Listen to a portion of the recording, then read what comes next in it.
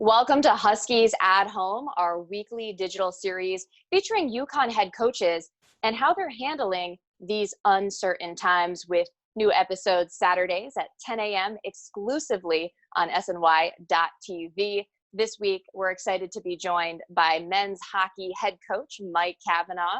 Coach, thanks for being with us. Maria, it's nice to meet you over Zoom. It's the way of it nowadays. I guess so, yeah. Your season was unfortunately cut short as you were about to head to the Hockey East tournament.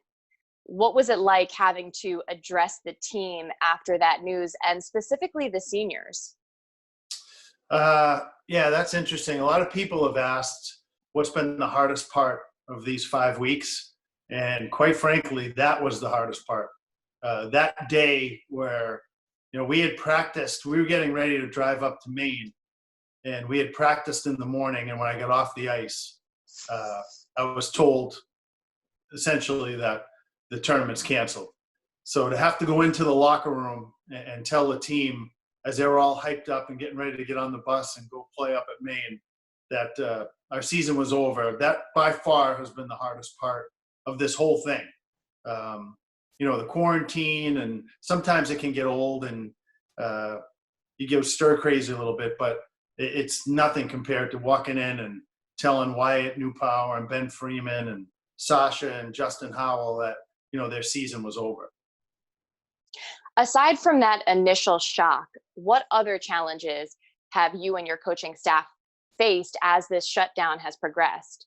In some ways, I think it's been a lot easier than I thought it was going to be. We were able to hold all our exit meetings with players, just like we're doing now, with our whole staff on and a player on, and have great conversations with everybody.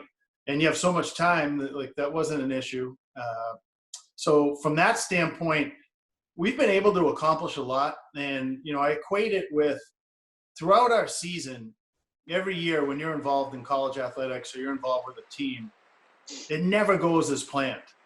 It's you think that I have this roster and these are going to be our lines and this is going to be our goaltender, and then all of a sudden Tomas gets the flu and another goalie gets hurt, and you're playing somebody else, or somebody else gets injured and they're out 3 weeks. So you're always constantly having to adapt.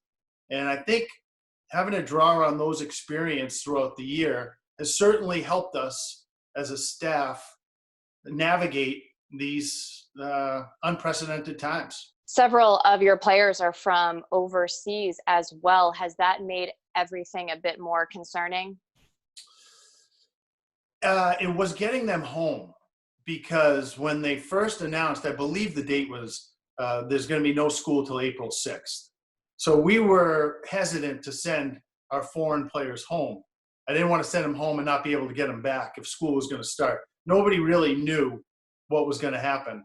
And then once it looked like a couple days in, or 2 or 3 days in, that this is going to go a lot longer than April 6th, trying to get them home was a little bit nerve-wracking, because with the Russians, we had to get them home. I believe it was 2 days after St. Patrick's Day. So the 19th, I was at the office trying to make sure they had flights, because if they weren't, I believe, in the airport by Saturday, they were going to have to be quarantined in the airport for 14 days. I didn't want that to happen to those kids. So that was a little bit stressful time.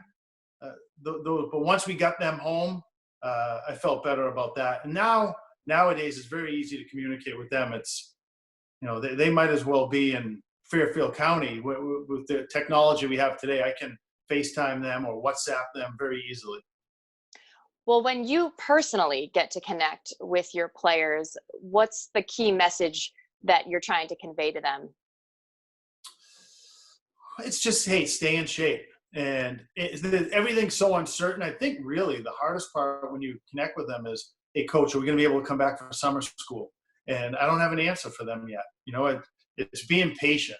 That's probably the toughest thing when I'm dealing with them, because a lot of them, it's funny. I remember when I was back in college and you were so excited to get home, and then probably 2 weeks into it, I'm like, I want to go back to college. And I think those guys now are 5 weeks in, and I think they're experiencing, some of them are hesitant every year to want to come back in the summer, and for the most part, they're all like, hey, I'm ready to come back in the summer. I can't wait to get started again, training for next year. And trying to teach them and preach them patience, that's probably been the toughest thing so far. Let's look ahead to next season. What's your outlook on the team, and how are you looking to build on the momentum that you had going on this past winter?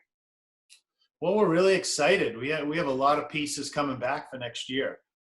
We're certainly going to lose, the 4 seniors that played an integral role on our team and played a lot of minutes for us. We're going to miss them. And I think where we're going to miss them most is our leadership. Their leadership qualities were fantastic. When we started the season 2-5-1, they were the ones who turned the bus around.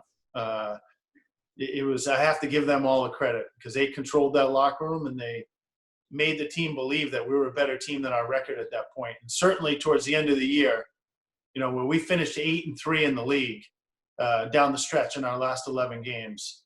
And our 3 losses were 1-goal losses to the 8th, 11th, and 14th teams in the country. We were playing great hockey at that point. And I think that's just going to be a springboard for next season. We've just recently announced our captains, and Adam Karashek was named captain, and Zach Robbins, Brian Regali, and Carter Turnbull are all going to be assistant captains. And the thing I like about that, they're excellent choices, but the team votes for those. The team elects them, and anytime that your peers elect you, I think it's such an honor. And when you have that great leadership, you don't have to worry about off-ice issues. You don't have to worry about academic issues. And you have teams that show up and compete and give you their very best effort every day. So no question that's crucial. And I would say I think if you talk to Geno or Danny Hurley or Randy or Ray Reed or Jim Penders, they'll tell you the same thing. Nancy Stevens, with all the success she's had, I think it's her leadership for sure is driving the bus. Before we let you go, can you give us a bit of a glimpse into your quarantine life and some things that might be keeping you busy during any spare time that you have? In some ways, it's been really refreshing for me because it's not a time that I get to spend so much time with my family.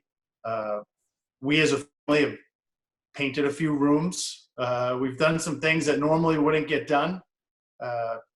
You read some books, you can grow as an individual. And as I said, we always say throughout the year, we have a saying, amor fati, which is Latin for love of fate. And this is our fate right now. So you can either whine about it or you can make the most of it. And we're trying to make the very most of it, not only as a hockey program and with my staff, but as a family, just growing as a family here. Some good advice there from UConn men's hockey coach Mike Cavanaugh. Thanks again so much for the time. It's been a pleasure talking to you. Same here, Maria. All you guys stay safe, stay healthy, and hopefully we'll be doing this in person soon. That's all for us this week on Huskies at Home. Make sure you tune in next week when our guest will be head coach of the football team at UConn, Randy Edsall. Take care.